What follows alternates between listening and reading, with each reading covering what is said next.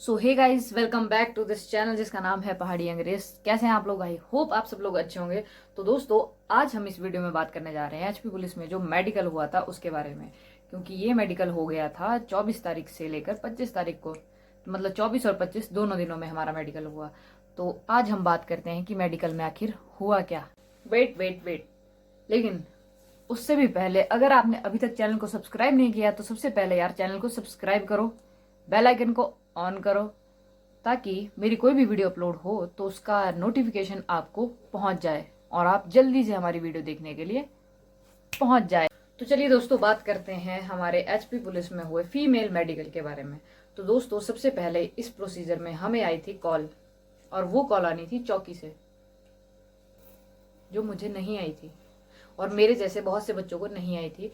तो हम जैसे बहुत से बच्चों ने चौकी को खुद फोन किया था, कॉल की थी कि सर हमारा नाम मेडिकल लिस्ट में आया है तो क्या हम जाएं।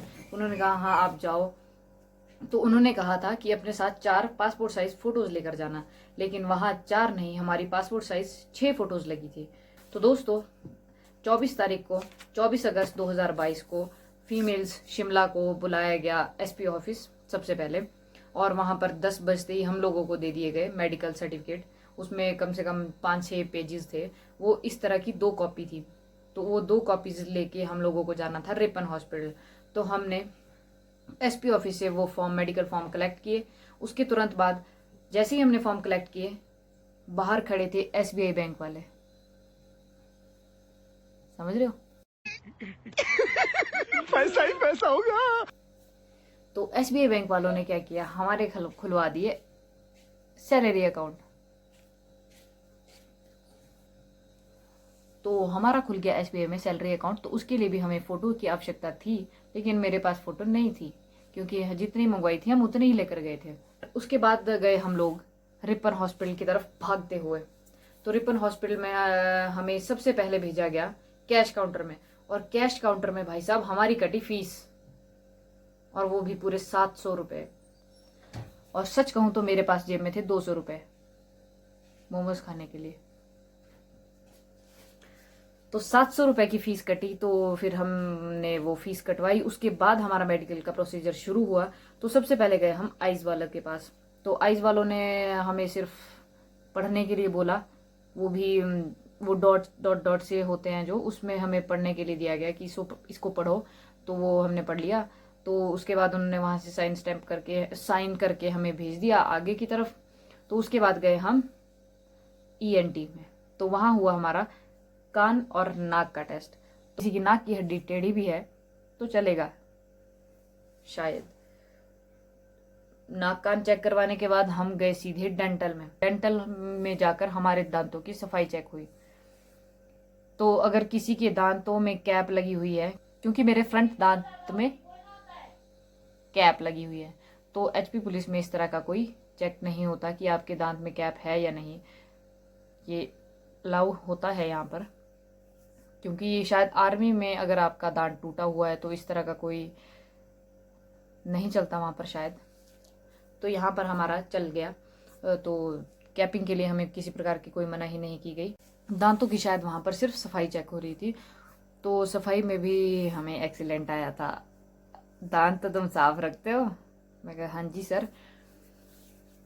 तो उसके बाद जैसे ही हमारा डेंटल का हुआ, उसके बाद हम ऑर्थो की तरफ भागे।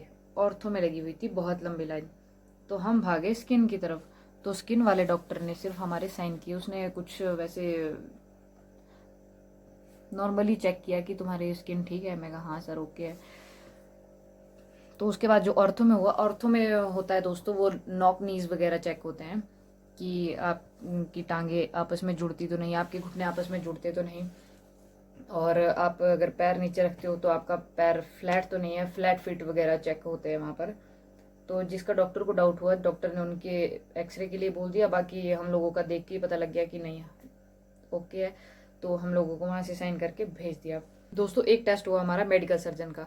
उसमें हमारे कपड़े हटवा कर उन्होंने देखा कि आपकी बॉडी में कोई सर्जिकल मार्क तो नहीं है, या आपकी कहीं से कोई बड़ी सर्जरी तो नहीं हो रखी है जो साधारणतः लोगों को शो नहीं हो पाती। तो वो चेक हुआ, तो उसमें भी मतलब किसी का भी कोई सर्जिकल पास्ट किसी का नहीं था, तो सभी लोग उसमें भी वहाँ पर ओके फिट हो गए। उसके बाद गए हम चेस्ट एक्सरे करवाने।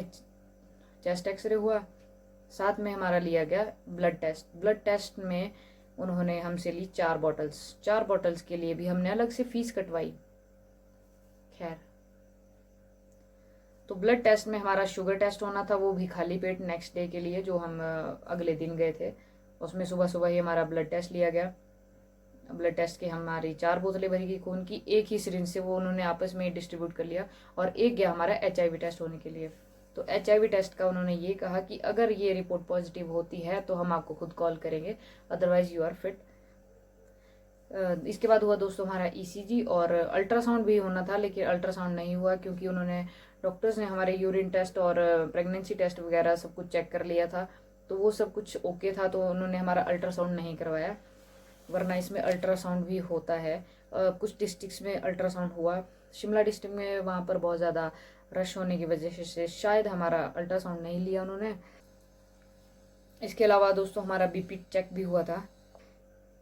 इसके बाद गए हम एंड में अपना वेट चेक करने। BMI कहते हैं जिसे, बॉडी मास इंडेक्स के अकॉर्डिंग, कि हमारी हाइट के अकॉर्डिंग हमारा वेट है या नहीं। तो उसमें कुछ बच्चे ओवर वेट थे, कुछ अंडर वेट थे।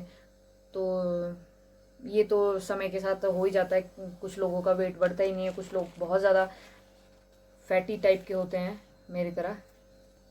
और एंड में ये सारे सर्टिफिकेट हमारे गए CMO सर के पास। CMO सर ने हम लोगों को बुलाया, पूछा, और उसके बाद हम लोगों को मेडिकली फिट होने का प्रमाण पत्र दे दिया।